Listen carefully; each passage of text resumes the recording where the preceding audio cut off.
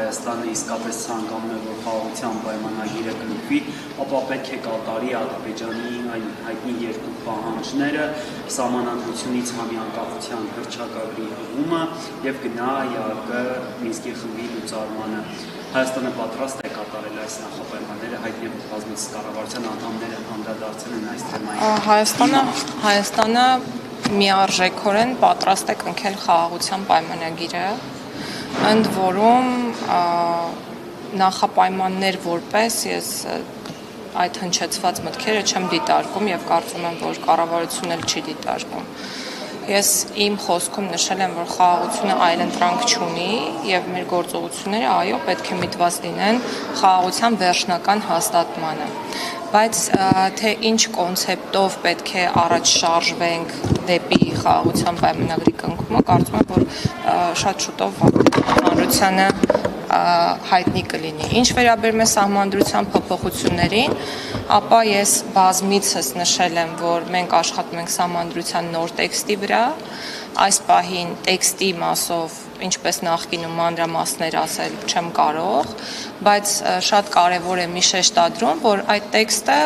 չի լինելու եւ ուղղակի իբնե չի կարող լինել գաղտնի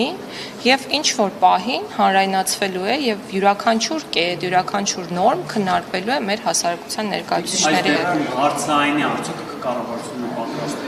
Կառավարությունը պատրաստ է կնքել կառավարությունը այս պայդրությամբ, խնդրում եմ ընդունել իմ ասածը որպես իգիտություն,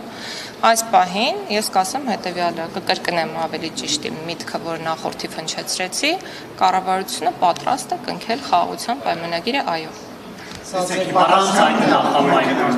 Կառավարությունը պատրաստ է կնքել խաղաղության պայմանագիրը։ Կառավարությունը պատրաստ է կնքել խաղաղության պայմանագիրը։ Հաշվի առնելով բայց նախապայմանները, որոնք այն ամենից առաջին քաշում Ադրբեջանի նախագահը եւ պնդում է, որ միայն դրանց բարակայում հնարավոր կլինի խաղաղության պայմանագիրը ստորագրել։ Հիմա հնարավոր է հայտնի իշխանությունը արագացնել սահմանադրության փոփոխության հարցը եւ ավելի արագ իրականացնել այդ փոփոխությունները։ Եթե խոսքը նոր սահմանադրության մասին է, ապա դա պարզ առաջադրանք չէ, որը կարելի է կատարել 1, 2 կամ 3 ամիսների ընթացքում եւ դա մասնագետների տևական աշխատանք է պահանջում եւ այս ժամկետներ նախորդիվել եմ նշել, խոսքը 8-ից 10 ամսվա մասին է եւ չեմ կարծում, որ նոր սահմանադրության տեքստ հնարավոր է այդ ժամկետից ավելի շուտ ունենալ։ Անկախության հռչակագիրը Ես ինչպես ասել եմ, որ չեմ կարող այդ մասին որևէ դիտարկում անել, այնպես էլ այսօր կասեմ նույնը եւ չեմ անի որևէ դիտարկում։ Իմ անձնական տեսակետը համապատասխանում է Սահմանադրական դատարանի տեսակետին, որը բազմիցս քննարկվել է։ Տիկին Գայլյան, ազգային ժողովում, որ այս թեմայի վրա չբացվից էին կանում, ասացիք, որ հստակություն դեռ չկա։ Այս պահին արդեն որոշակի ժամանակ է անցել։ Հռչակագիրը հանելու եւ թողնելու հետ կապված այդ հարցի քննարկմանը հասել եք, թե ոչ։ Ոչ։